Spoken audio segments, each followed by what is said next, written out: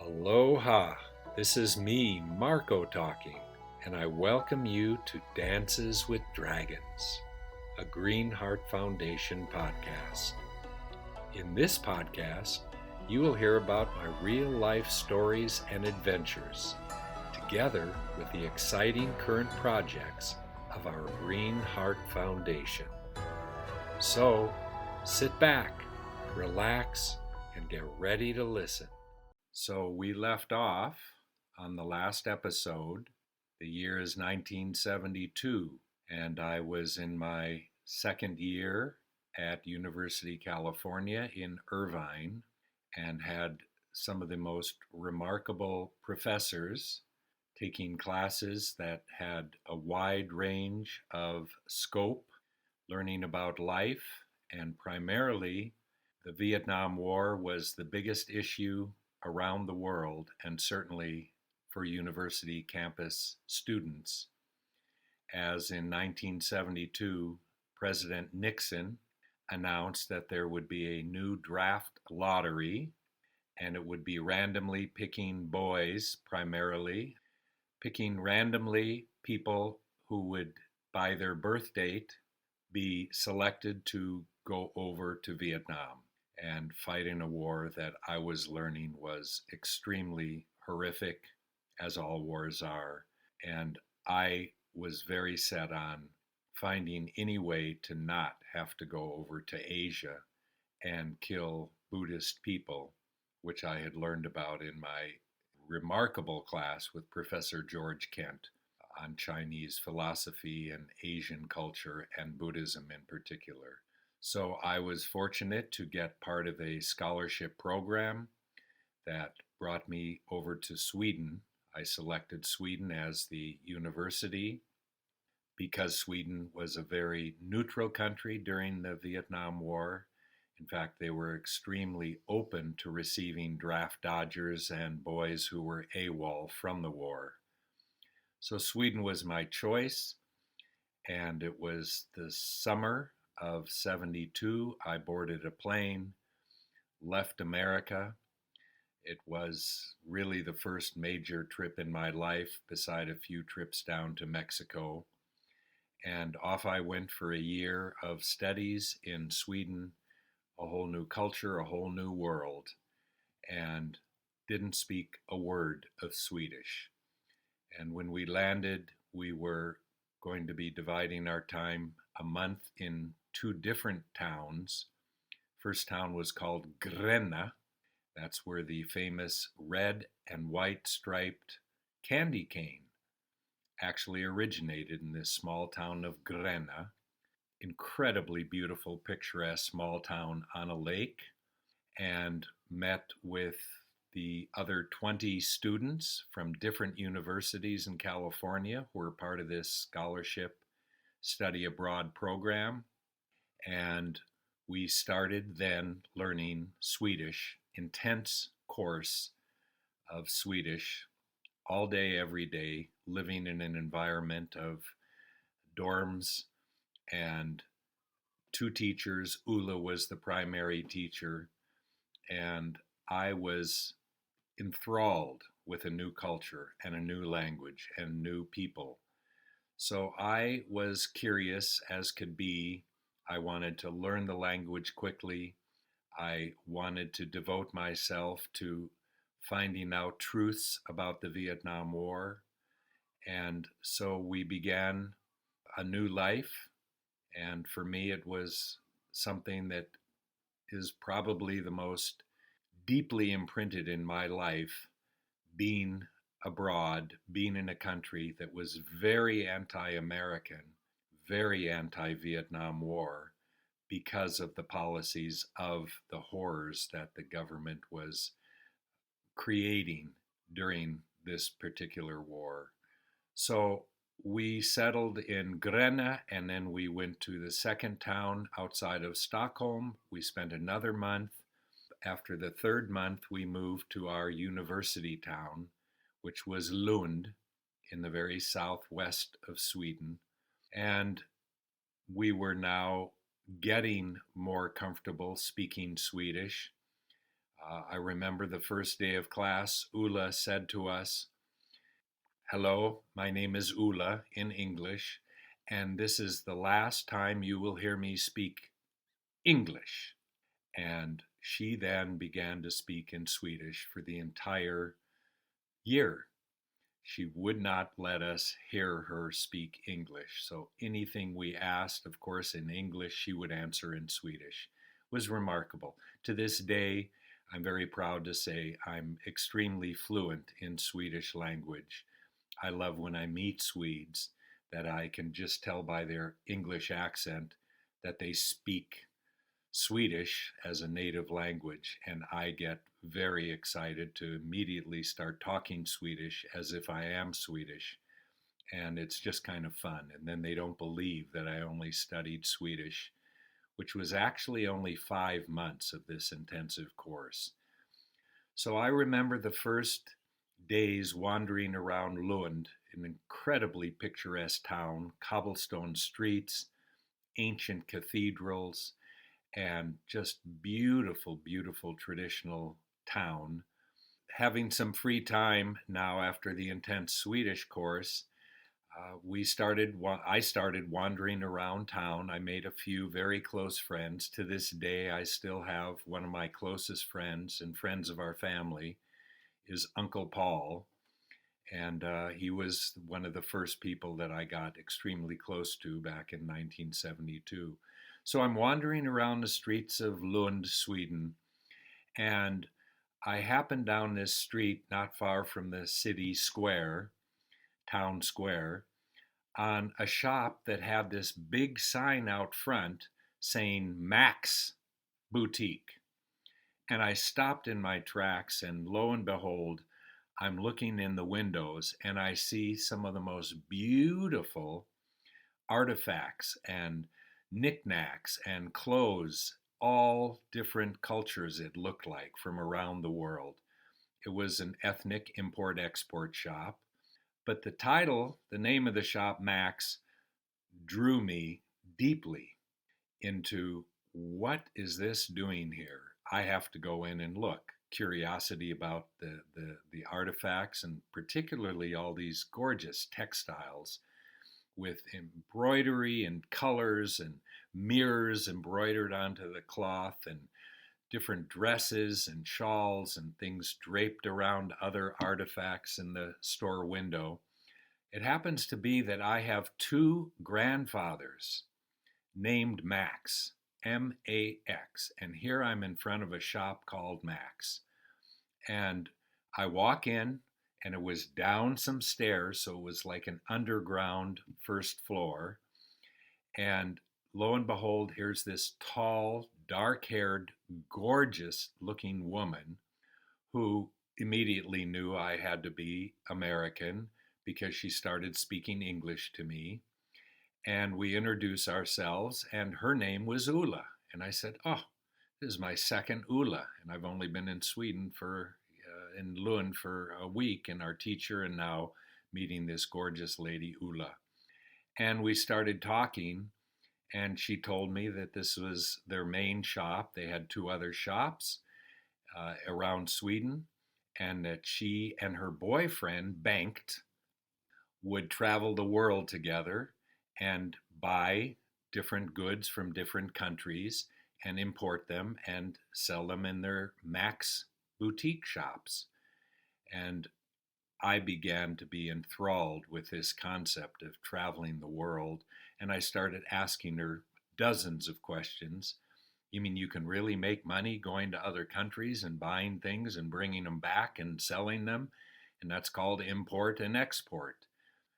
Within the first 30 minutes of talking, I started to feel a warmth in my heart, and Ula was flirting with me.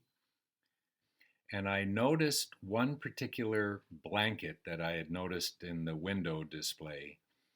And I asked her about it. It had all kinds of colors on it, and it was thick, and I didn't really know the material, but it just felt like something that should be wool.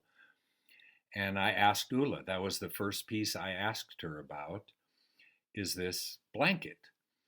And it looked like a bed-sized blanket. I said, "What is that? Where is that from?" She said, "That's from Morocco. Actually, it's the Berber tribe. And these are what the blankets, the style of blanket that they weave. They make their own colors and dyes." I said, "What? What do you mean?" And she explained, "This is called natural dyes." And I said, "Oh, well, what other dye would there be?" And she said, "Well, all the dyes on cloth in today's world are chemical aniline dyes." So I started learning a new language, new terms, new concepts.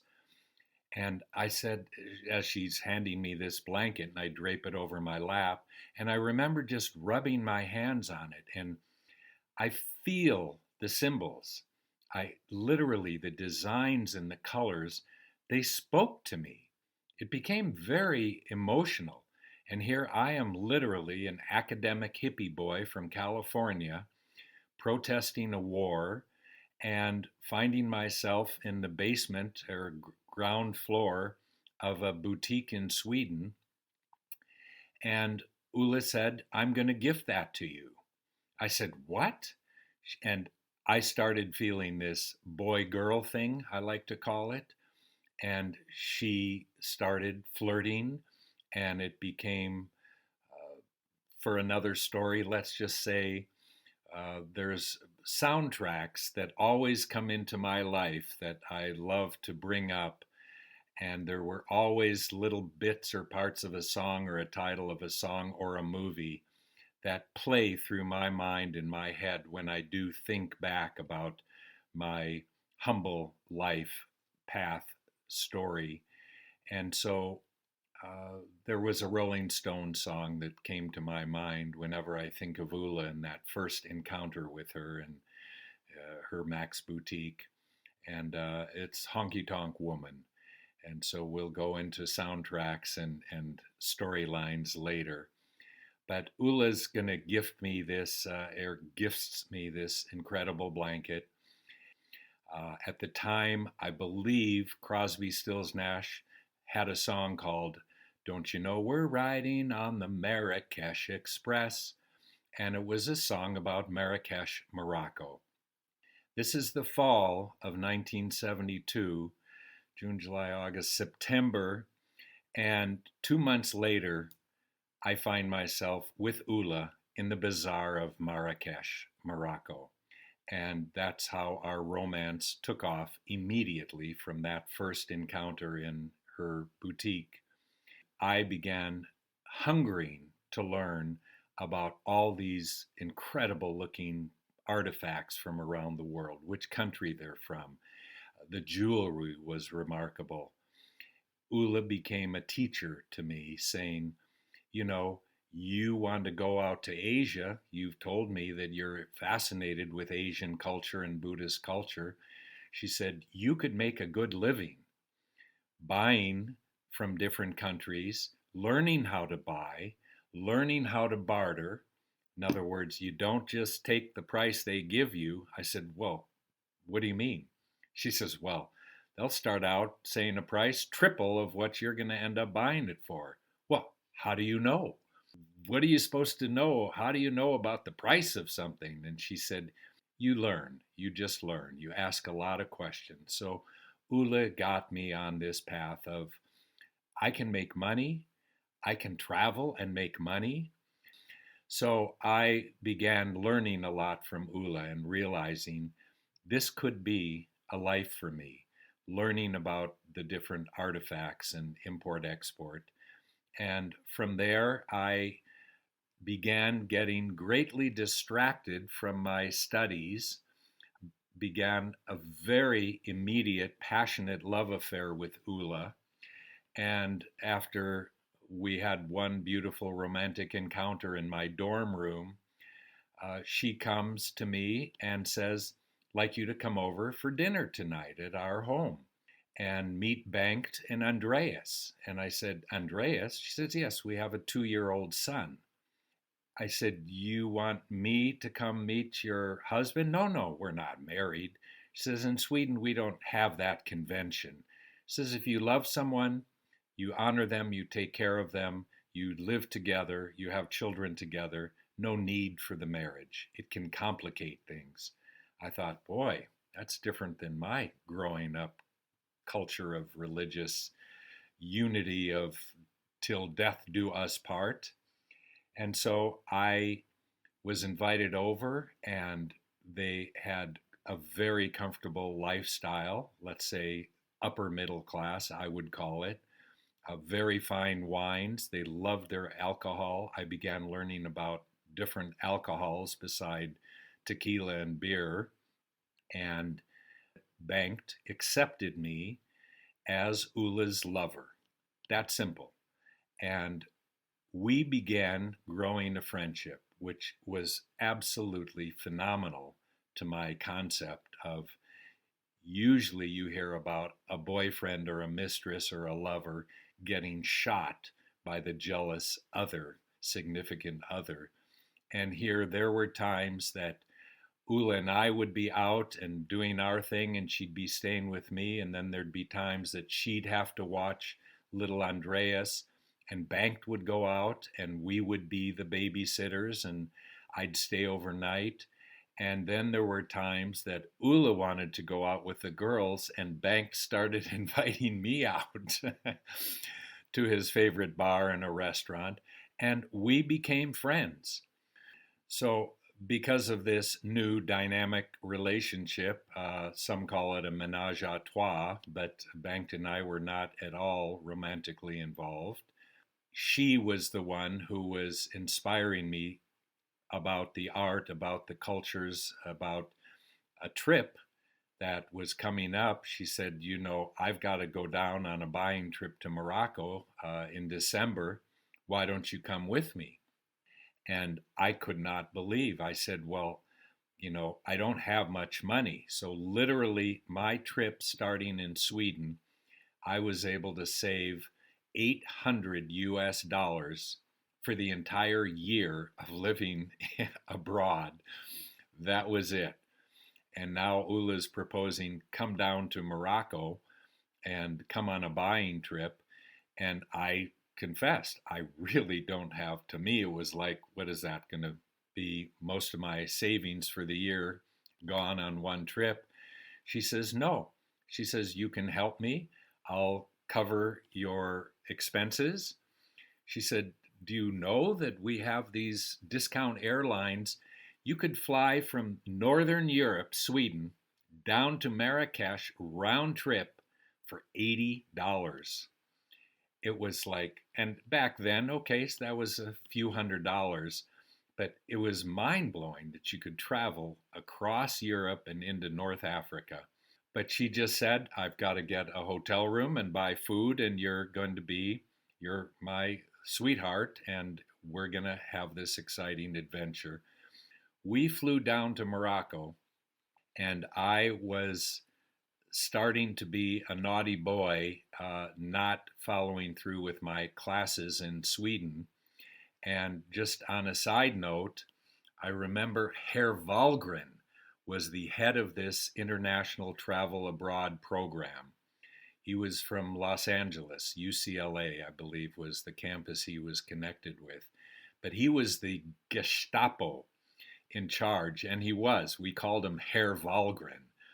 I literally upset the apple cart so deeply during that first adventure in Sweden that Wahlgren heard about I was having this love affair. I wasn't attending my classes, but I was getting A's and B's in my Swedish courses. And I decided I didn't need to take other courses. I felt I'm in Sweden. I want to learn Swedish. That's my objective. I'll go back to university if I want to continue my studies. So I was now into my third year, and I should be getting completed with my junior year and having 1 year left when I returned. And I decided I'm not going to be pursuing my academic studies. I want to travel, I want to learn cultures, and I want to find a way to do business and make money beside being a busboy in a restaurant, which was the last job I had for a month and a half. before I quit, literally stopped having a boss in 1974. And I had had one job before that in 1968, 1969, and I realized I want to be free. I want to be my own boss. I want to wake up when I wake up and go to sleep if I'm up late at night and talking to people, which I love doing. And so I'm on a plane. We land in Morocco. I thought Mexico was exotic. And when I say Mexico, we're talking Tijuana and Ensenada, and they're about as whitewashed as Mexico can be, with so many Americanos from USA coming down to Mexico. And now I'm in Morocco, which was extremely Muslim, and fascinated to realize that, wow, this is Africa, but they don't look black. No, they were not. There were many black African, Moroccan, let's say Arabic mixed with black. And I just was fascinated to learn these cultures.